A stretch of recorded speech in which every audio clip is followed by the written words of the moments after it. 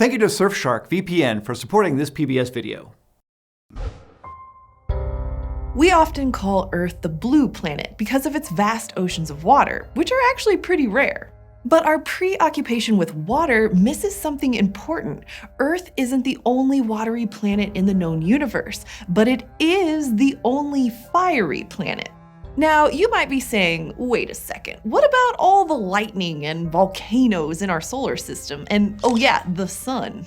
Turns out none of those things are actually fire. The sun is a huge ball of mostly hydrogen in the gas and plasma states of matter undergoing nuclear fusion. And while volcanoes spew molten rock, magma isn't on fire either, and lightning is an electrical discharge, also not fire.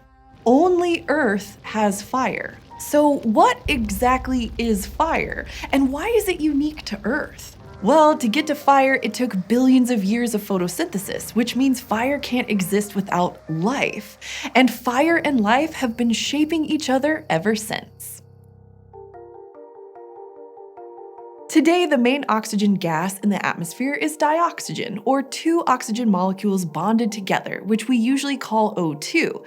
That's what we breathe every second. But before Earth's early photosynthesizers hit the scene, we didn't have a lot of O2 in the atmosphere. Instead, the air was a spicy stew of methane, water vapor, and carbon dioxide. Between the initial evolution of life and the emergence of fire, a billion years of cyanobacteria photosynthesizing in the ocean had to forge a huge amount of dioxygen that would eventually make the planet not only habitable for life, but also for fire.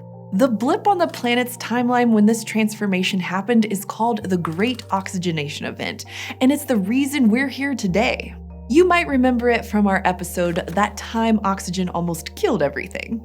At first, all the excess O2 was absorbed by iron in the Earth's crust. That's why a billion years of photosynthesis had to happen. It had to overcome this sink before it could build up a reservoir in the atmosphere.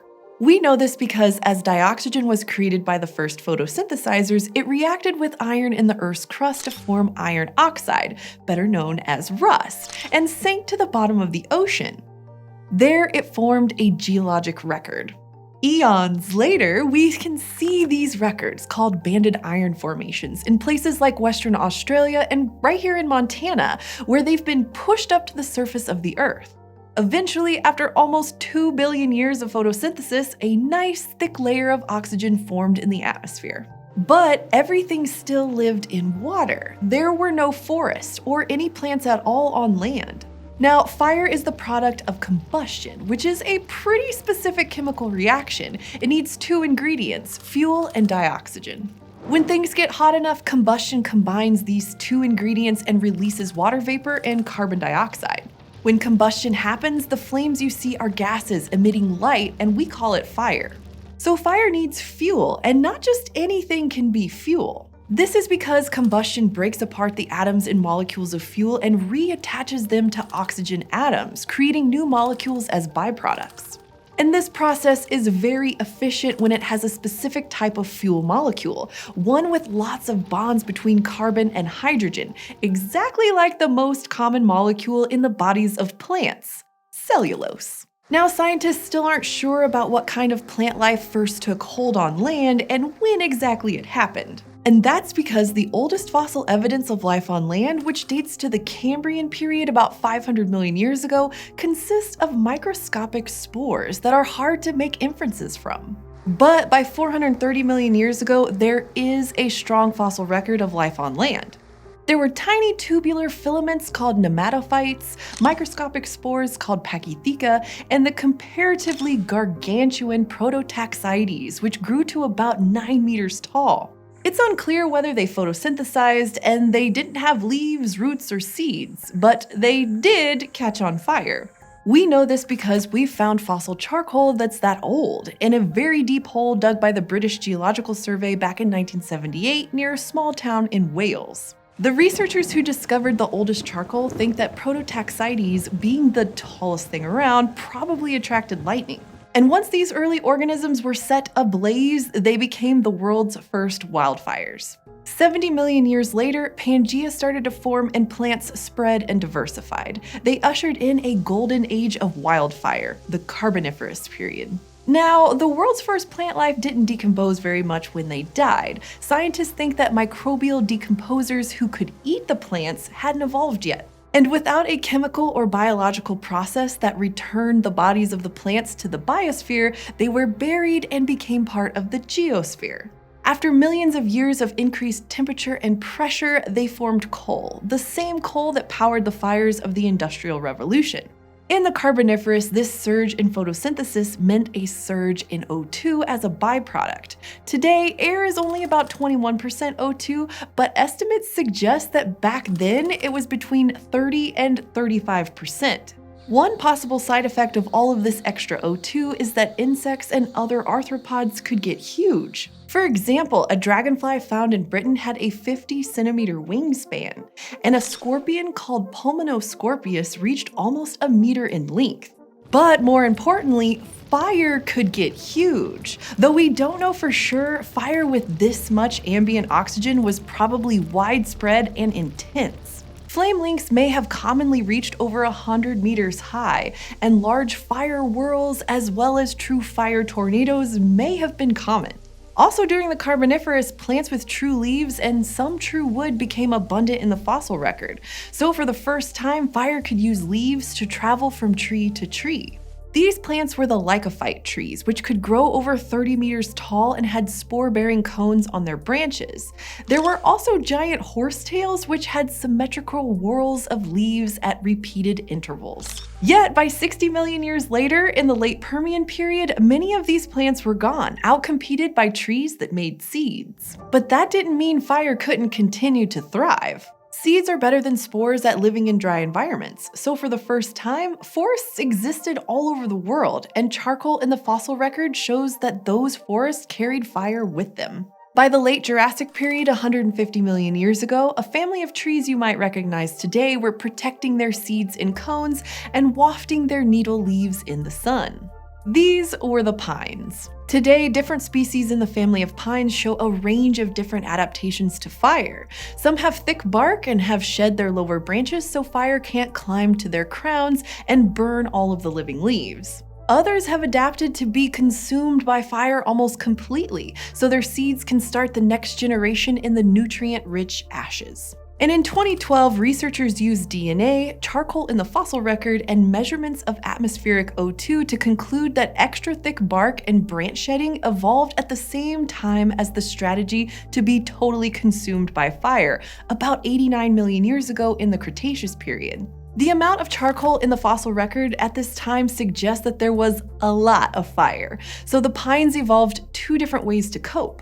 But while sometimes life and evolution march along in a rhythmic progression, other times totally random events can turn everything on its head.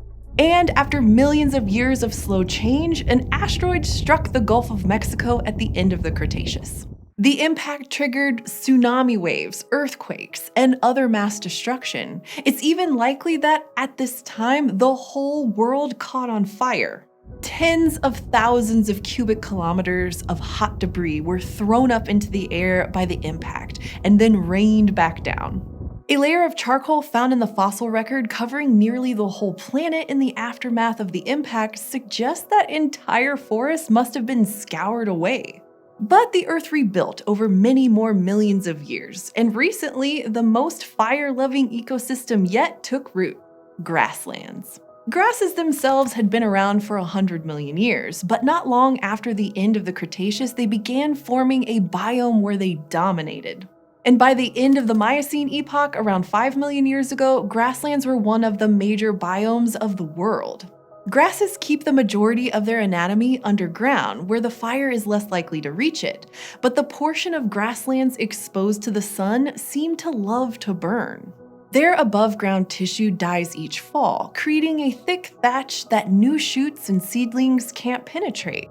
Fire clears this away and returns nutrients to the soil, invigorating each season's new growth. And fire kills grass's competitors, young shrubs and trees. Without repeated fires, grasslands would transform to forests, and all the millions of species that live in grasslands would be lost. Grasslands are special ecosystems with their own collection of unique animals like horses, cheetahs, prairie dogs, and flocks of millions of migrating birds. Grasses include the world's most important crops like wheat, maize, and rice. And some researchers have suggested that grasslands played a role in the evolution of our hominin ancestors in Africa. Without life, fire can't exist, and in return, fire has acted as a force to replenish and diversify life in almost every ecosystem. Without fire, there would probably be no grasslands, and the forests of the world would likely have a lot less diversity. Earth is a water planet, sure, but even more spectacularly, Earth is the only fire planet. Thank you to Surfshark VPN for supporting this PBS video. Surfshark VPN is a virtual private network designed to keep your online identity safe by encrypting all of the information sent between your device and the internet. Using a VPN when on public Wi-Fi can help improve safety while surfing the internet as well as working from home. A lot of online services use sophisticated targeting and tracking services, but a VPN can provide protection from that. Surfshark's Clean Web feature is built to block ads, trackers, malware, and phishing attempts. And if you do a lot of international traveling, Surfshark allows clients to change their virtual location. It has over 3,200 servers in more than 100 countries, designed to help make sure you can access your home country's features while traveling. To learn more, click the link in the description. So plants basically made our planet habitable, but how did we get trees? Check out our episode When Trees Took Over the World to learn how a 420 million year old woody forest helped paleobotanists figure out tree evolution. Also, we gotta thank this month's Eontologist who set our hearts on fire. Jake Hart, Raphael Hassa, Annie and Eric Higgins, John Davidson Ing, Melanie Lamb Carnevale, Addie, Tony Dye, and Juan M. By becoming an Eonite at patreon.com/eons, you can get fun perks like submitting a trivia question for us to read. Out with the jokes and in with the trivia. What's an animal that's commonly lumped together with the dinosaurs that 1, isn't a dinosaur, and 2, didn't even live in the Mesozoic? Put your guesses in the comments and stick around after the blooper to see the answer. And as always, thank you for joining me in the Adam Lowe studio. Subscribe at youtube.com/eons for more primordial ordeals.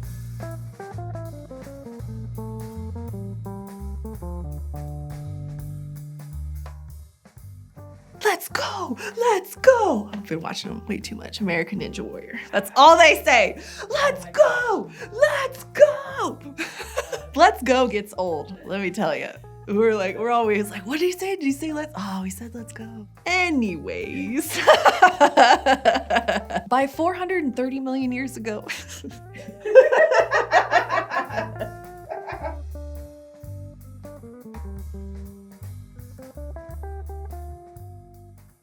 The answer is Dimetrodon. It lived in the Permian and it was a synapsid, so it's actually more closely related to us than it is to dinosaurs. Let us know if you got it right.